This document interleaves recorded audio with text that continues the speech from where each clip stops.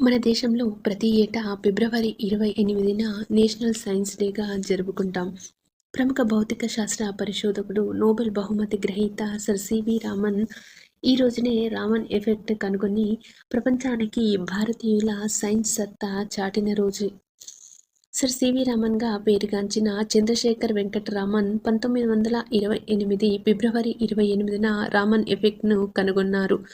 దీనికి అభినందనగా బ్రిటిష్ ప్రభుత్వము 1929లో నైట్హుడ్ బిరుదుతో రామన్ను సత్కరించింది.